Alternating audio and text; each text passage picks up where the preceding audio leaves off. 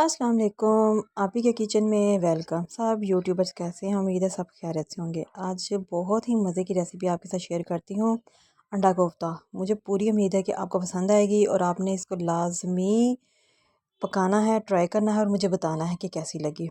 बकरा ईद के हिसाब से अब इंशाल्लाह ताला आपको सारी रेसिपीज़ वही मिलेंगी और मुझे पूरी उम्मीद है कि आपको पसंद भी आएंगी। आज शुरू करते हैं अंडा कोफ्ता की रेसिपी।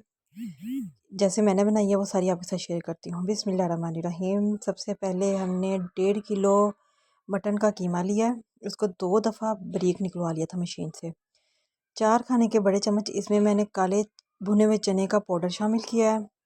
1 चम्मच ज़ीरा पाउडर, 1 चम्मच धनिया पाउडर, नमक हस्बे ज़ायका, 1 बड़ा खाने का चम्मच लाल मिर्च पाउडर, हरी मिर्च और हरा धनिया। हरी मिर्च मैंने ज़्यादा इस्तेमाल किया है। अब इन सारे कीमों को हाथ की मदद से अच्छी तरह मिक्स कर लें। मिक्स करने के बाद अब हम इसके छोटे छोटे बॉल बना लेंगे। बॉल आपने इतने बनाने के ना वो ज़्यादा छोटे हो ना बड़े हो, थोड़े बड़े ही रखें क्योंकि कीमा चर्बी वाला है। तो इनको जब फ्राई हमने करना है ना तो इनकी चर्बी इसकी मेल्ट हो जाएगी और ये बॉल हमारे थोड़े छोटे हो जाएंगे। इसलिए आप साइज़ में थोड़े मीडियम साइज़ रखिए कोफ्ते का। वो कोफ्ते के सारे कोफ्ते तैयार हैं हमारे कीमे के। अब इंशाल्लाह अब शुरू करते हैं इसकी ग्रेवी बनाना। अब ग्रेवी के लिए जो जो चीज़ें हमें चाहिए वो साथ साथ आपको बताती हूँ। जो चीज़ आपको समझ में ना आए वो आप डिस्क्रिप्शन बॉक्स में भी जाके देख सकते हैं। अब नॉन स्टिक कढ़ाई में 3 खाना पकाने वाले चम्मच इस्तेमाल करूँगी घी का। 3 खाना पकाने वाले चम्मच घी लें। घी को मेल्ट होने के बाद इसमें 2 मीडियम प्याज चॉप की हुई डाल दें। अब इसको लाइट ब्राउन करना है। जब प्याज लाइट ब्राउन हो जाए इसमें 2 मीडियम टमाटर, टमाटर का छिलका मैंने उतार लिया था। 3 खाना खाने वाले चम्मच लहसुन अदरक का पेस्ट ये शामिल कर देंगे। अब इन सारी चीज़ों को अच्छी तरह मिक्स करें। नमक हस्बे ज़ायका, लाल मिर्च पाउडर 1 बड़ा खाने का चम्मच, हल्दी पाउडर आधा खाने का चम्मच वो शामिल कर देंगे। शामिल करने के बाद सारी चीज़ों को अच्छी तरह मिक्स करें। अब इस मसाले में आपने आधा कप पानी का शामिल कर देना है। पानी डालने के बाद आपने ढाँप के रखना है मीडियम फ्लेम पर 10 से 15 मिनट के लिए, ताकि मसाला हमारा बिल्कुल यकजान हो जाए, हर चीज़ जो अच्छी तरह गल जाए।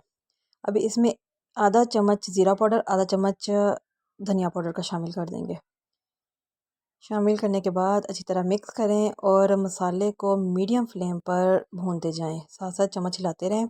थोड़ा थोड़ा पानी साथ शामिल करते रहें ताकि मसाला जो हमारा है वो नीचे से जले नहीं। मसाले को हमने बहुत अच्छी तरह फ्राई करना है। जब हम मसाला हमारा बिल्कुल अच्छी तरह फ्राई हो जाए अब इसमें कोफ्ते शामिल करेंगे। कोफ्ते हमने सारे इकट्ठे नहीं डालने, थोड़े थोड़े करके डालेंगे। अब आहिस्ता आहिस्ता इनको बिल्कुल लाइट सा चम्मच लगाना है। अगर आप ज़्यादा चम्मच का इस्तेमाल करेंगे तो कोफ्ते हमारे टूट जाएंगे क्योंकि कोफ्ते अभी नरम है। मसाला जब भूनते हुए जब घी छोड़ जाए तब आपने कोफ्ते शामिल करने हैं और अब इनको हल्के चम्मच के साथ हिलाते रहें, बस यही के नीचे से वो जले नहीं। कोफ्ते डालने के बाद जो हमारा घी है यही घी चम्मच के साथ इन कोफ्तों के ऊपर डालते रहें। 5-5 6-6 करके मैंने कोफ्ते डाले हैं। अब इनको ये तकरीबन फ्राई हो चुके हैं घी में। अब इनमें मैं शामिल करूँगी दही। फ्लेम को आपने मीडियम ही रखना है। कोफ्ते हमारे सख्त भी हो चुके हैं, पहले नरम थे इसलिए चम्मच का इस्तेमाल कम करना था। जब कोफ्ते सख्त हो जाएं फ्राई करने के बाद इसमें दही शामिल कर दें। 300 ग्राम दही ली है, तकरीबन 1.5 कप। दही डालने के बाद हमने मीडियम फ्लेम पर इनको फ्राई करेंगे। जब दही का पानी बिल्कुल खुश्क हो जाए तो उसके बाद 5 से 10 मिनट के लिए मज़ीद फ्राई करें। अब देखें कोफ्तों को चम्मच में बिल्कुल सही से लगा सकती हूँ क्योंकि कोफ्ते बिल्कुल सख्त हो चुके हैं। अभी इनके टूटने का कोई डर नहीं। दही के बाद 5 से 10 मिनट कोफ्तों को फ्राई करें और उसके बाद पानी शामिल कर दें। पानी आपने इतना डालना है कि जितना आपको इसका शोरबा पसंद है उस हिसाब से आप पानी डालें। पानी डाल के इसको ढाँप के रख दें।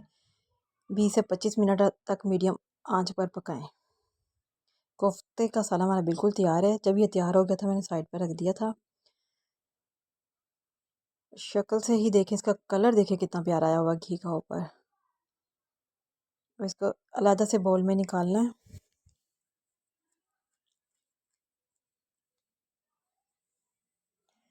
चैनल को सब्सक्राइब लाजमी किया करें ताकि मेरी हर आने वाली रेसिपी आपको बर वक्त मिल सके।